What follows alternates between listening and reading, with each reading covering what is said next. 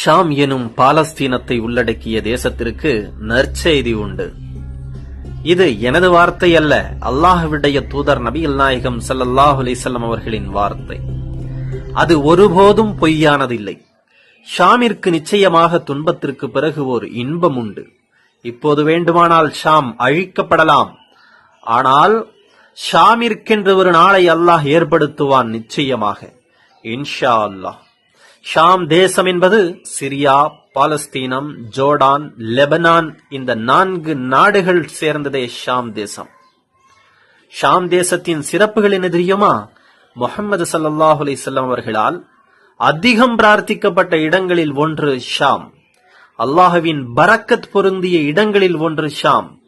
நமது 3வது புனித ஸ்தலம் மஸ்ஜித் அக்ஸா உள்ள இடமும் ஷாம் தான். அதிகமான நபிமார்களை சுமந்த பூமியும் ஷாம் தான். உலகில் அனுப்பப்பட்ட அத்தனை நபிமார்களின் நெற்றி சுஜூது செய்த இடமும் ஷாம் தான்.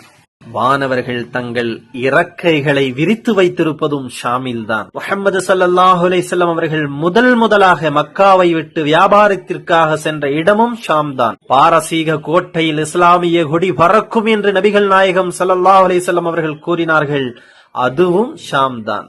8000க்கும் அதிகமான சஹாபாக்கள் ஷஹீதானதும் இந்த ஷாமில்தான். உலகின் பல இடங்களில் குழப்பம் ஏற்படும் போது ஈமான் தஞ்சமடைவது ஷாமில்தான். கியாம நாள் வரையிலும் ஈமானிற்காக மட்டுமே போராட்டம் நடக்கும் பூமியும் ஷாம் தான். முஹம்மது ஸல்லல்லாஹு அலைஹி வஸல்லம் அவர்கள் ஒரு போராட்டக் குழுவை ஆதரித்தார் என்றால் ஷாமின் போராட்டக் குழுவைத்தான். அப்போதைய வல்லரசான பாரசீகத்தை இந்த உம்மத் விரட்டிய இடமும் ஷாம் தான்.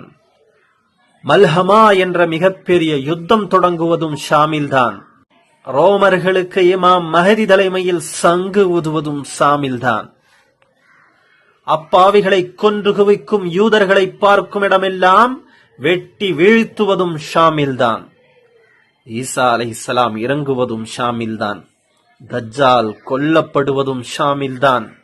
மஹ்ஷர் பூமி ஏற்படுவதும் ஷாமில்தான். இன்னும் சொல்லிக்கொண்டே போகலாம்.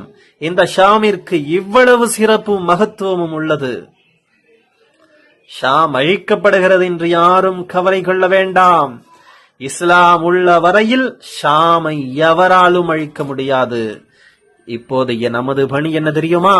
ஷாமிற்கும் அம்மக்களுக்கும் அதிகம் பிரார்த்திப்பதே ஆகும்.